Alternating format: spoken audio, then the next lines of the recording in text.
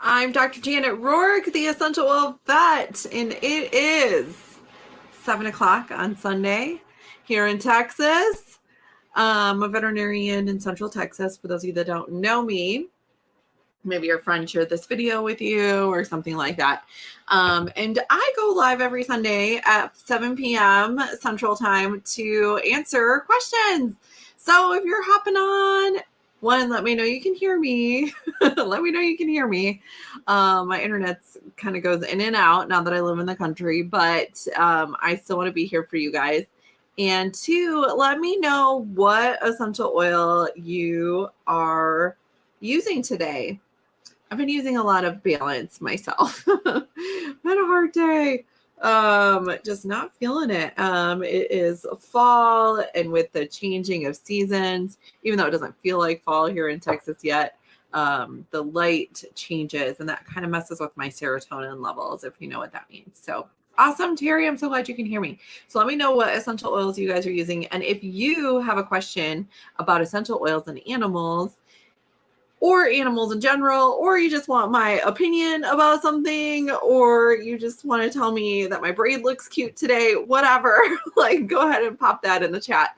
I did want to invite all of you. Hi, Haley. Hi, Young. Hi, Teresa from Sunset. Awesome.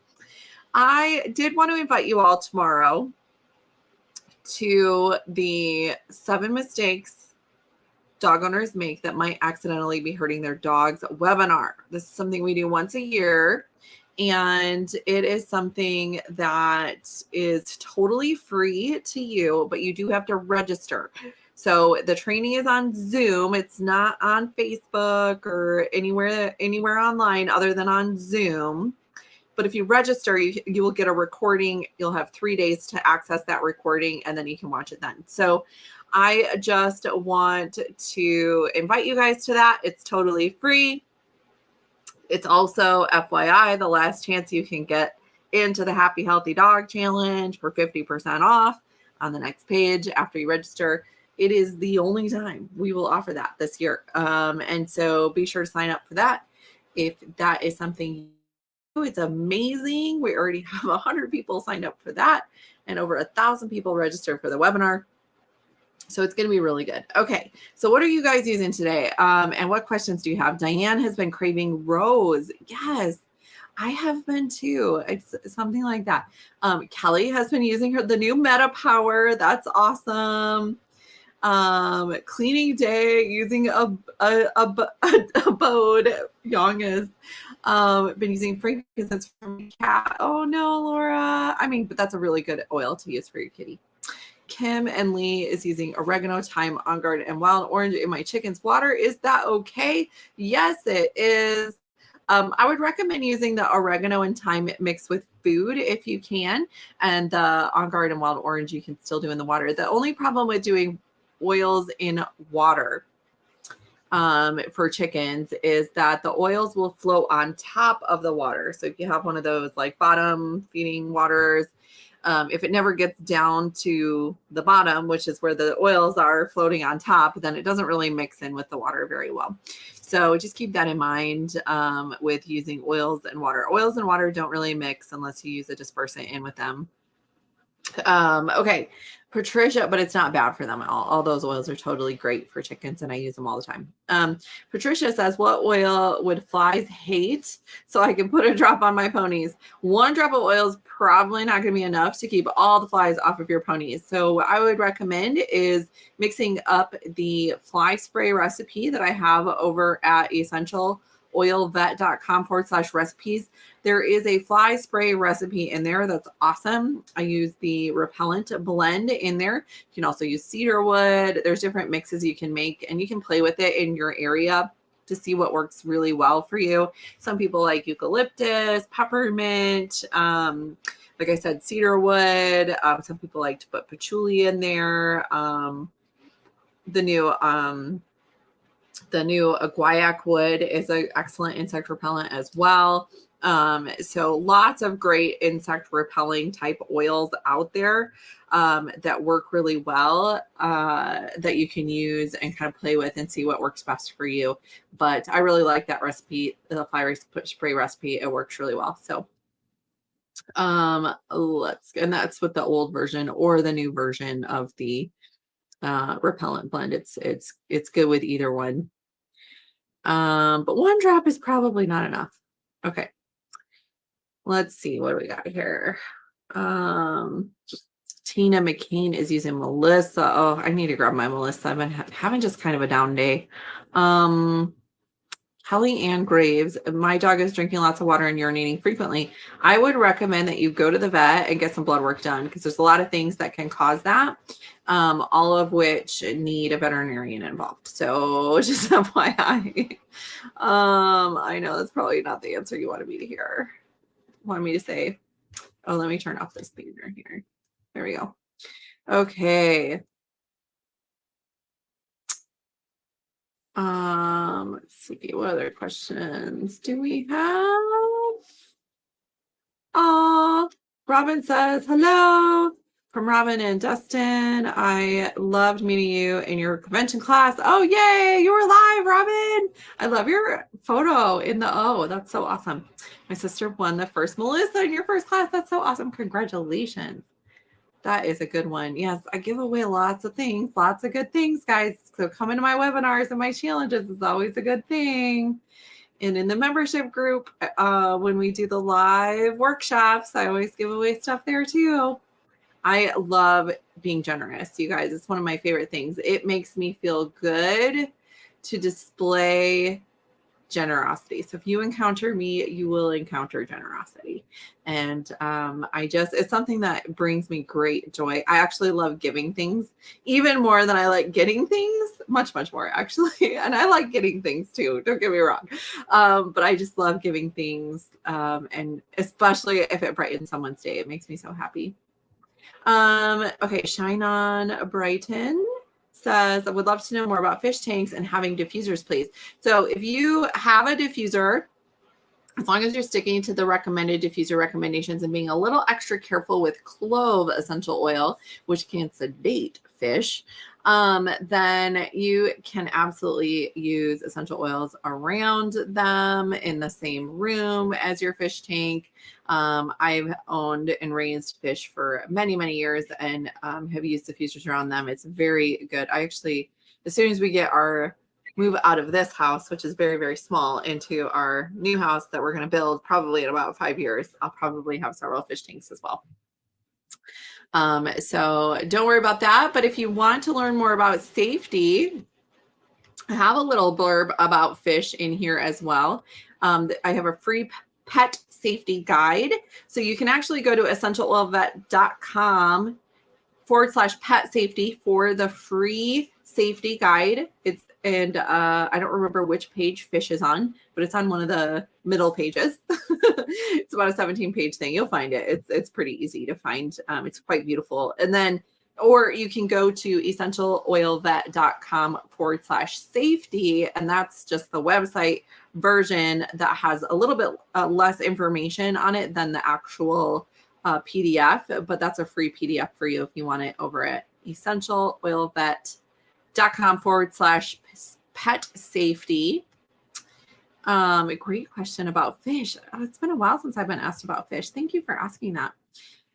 Let's see. Torissa says, Goose is favoring a leg, no open wound. What oil should I use? I'm not sure what species Goose is, but you can usually use the massage blend, frankincense, or copaiba in most species. So I would recommend that. If you're using the massage blend, be sure to dilute it before applying topically on small animals if it's a dog or cat. Haley, my Basana advice is suggested that I give my dog omega supplements. Can I give them the Z Omega? And if so, how much for a 60-pound dog? The Z Omegas are for people, and there's only 1,000 milligrams per 4 capsules of the actual omegas. So it's not my favorite for dogs. but you can. They would just have to get, for a 60-pound dog, you know, between 8 and 12 of those a day, which is a lot. So if you use like the kids IQ Mega, which is a liquid, then you can do that. And the amount that you give for that is 1 teaspoon per 20 pounds of body weight. So 3 teaspoons or a tablespoon for a dog of 60 pounds. It's a really good amount there. Let's see. Oh, Eleanor says, what oil do you recommend we can give a vet? Son and daughter-in-law love their vet and would love to gift them an oil. Balance. I love Balance, but honestly, I think the first oil that I really liked, it was that I ran out of, honestly, when I first bought my kit of essential oils a long time ago, was lavender. I just loved lavender, and I just felt like I knew how to use that one a little bit better. And I just love the smell of lavender personally. So that is a pretty safe one because it's a very commonly used one, and it's also very calming. So you could do like the calming, any of the calming oils would be great for stress relief, but Balance would be a good one. It just, Balance is not a super, like, it doesn't smell like, oh my gosh, this smells so good. You know, it's not one of those oils. So I would choose an oil that is like, oh my gosh, this smells so good. Maybe the Cheer roller, or the Motivate roller is another one that smells really good, because sometimes we're just tired. But yeah, I would probably go more towards the Serenity or lavender for a first oil for someone, just because they just smell so yummy to a lot of people. So okay, unless they don't like the smell of lavender. So you could do 2 oils and do that one and Balance. That's a great combo. Terry says, long story short, all 5 of my indoor cats got along great before everybody got spayed or neutered. Now they fight so bad I have to keep them separate. How can I get them back together? You can try the grounding blend. If they're, you know, a lot of it has to a lot of it has to do with making sure they have enough space and places to get away from each other and that sort of thing. If they're all around the same age, that has a tendency to, animals tend to not get along when they're around the same age. It's a sibling rivalry type thing, and especially if they're siblings, it's even worse. So very, very common with cats. The cats don't usually hang out with other cats. There's not like cat colonies out there. Dogs will tend to hang out in family groups. Cats are very independent and they're perfectly happy on their own unless there's a food source that gathers them. So just so you guys know. But making sure they have their own space, making sure you have enough litter boxes for each one of them, +1. So if you have 5 cats, you would need 6 litter boxes, all in different areas of the house. And then making sure they all have their own separate, lots of hiding spaces, up high, down low, for them to hide and get away from each other, and fed in different locations as well. So having multiple cat household is not an easy thing, but definitely you can try some of the calming oils out there and see what works best for you. Let's see. Oh, Joanne says my dog loves Guaiacwood. It's not internal, but he wants to lick my foot where I'm using it. It's actually not going to hurt him if he licks it a little bit, but you can definitely use it in your diffuser if it's something that a lot of dogs are going to really, really like. This one, very similar, like in property. Not from a chemistry standpoint, but as far as like properties that you think of, is very similar to vetiver, very calming, very soothing, very grounding, and an excellent oil to use with your dogs and cats. So definitely a good one.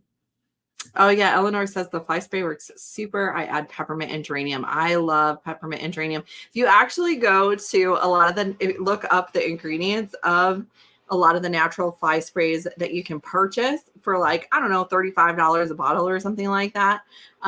Like Smart Packs, like the main ingredients of those, the active ingredients are peppermint and geranium. So those are really good ones to add for sure. Just be careful you don't get it in the eyes with the peppermint. Okay. Let's see. Okay, we'll end with this one because I have dinner waiting for me. Kit says oil for a cat gum issue.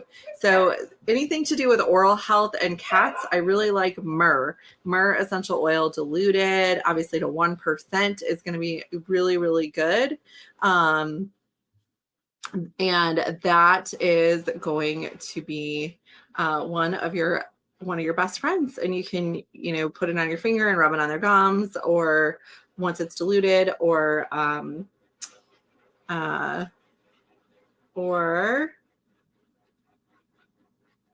put it in a little spray bottle and kind of spritz it in their mouth, but most cats don't really like that. Dogs let you kind of like part their mouth and spritz it in there a little bit more, but a lot of cats don't. Okay, I'm going to do one more question. Debbie says, what about dog warts? If you do frankincense directly on it, undiluted, it's very, very helpful. Some people will do like oregano. I recommend diluting oregano before you use it, but it's really hot. It can irritate the skin around it. Kathy says, do you have a horse from like Neapi farm? I am not sure where that is.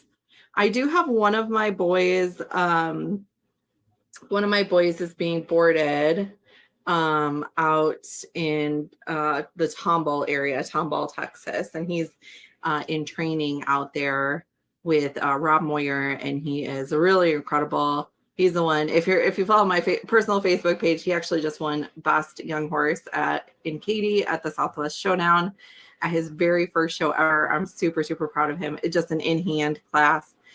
He barely just turned 3, so we're not doing anything with him. He's kind of out there getting trained right now. It's costing me an arm and a leg, but it's costing me a small fortune. So everybody go join the Happy Healthy Dog Challenge because I need to pay my bills. But I'm not sure the name of that farm that he's at, but it might be something like that. So, all right, you guys. Yes, I have my other horses are, one of them is from the Houston area. And then one of them is an off the track horse that kind of was in the Retama, San Antonio area. Mackie Boy, he's my off the track thoroughbred that I've owned for almost 3 years now. In January, it'll be 3 years. So, all right, guys, I love y'all. And I hope to see you tomorrow at the free dog webinar. If you missed the information on that, just go to essentialoilvet.com. And the main banner, the first button right there, it'll say join the 7 mistakes dog owners make that might accidentally be hurting their dogs. That webinar is totally free. You do need to register separately for that. It's not on Facebook. It's only on Zoom. Click on that, register. We have over 1,000 people registered already. We're hoping to get more, because this information needs to get out. If you can't be there, tomorrow at 5 p.m. Central is when we're doing it live. I would love for you guys to be on there live, but if you can't make it, we do have the recordings that will be going out tomorrow night. It'll be available for 3 days only, so you need to watch it before Thursday, and then we'll take that down, and you will not have access to that after that. So if you're wanting to wait till the weekend to watch it, that's not an option. So hopefully we'll see you tomorrow. If you do want the recording, be sure you register before tomorrow, 5 p.m. Central. The 7 mistakes dog owners make that might accidentally be hurting their dog, and how to prevent them or fix them. And we will be doing an invite into the 7-day Happy Healthy Dog Challenge as well. All right, guys, I love y'all. I'll see you tomorrow. Bye.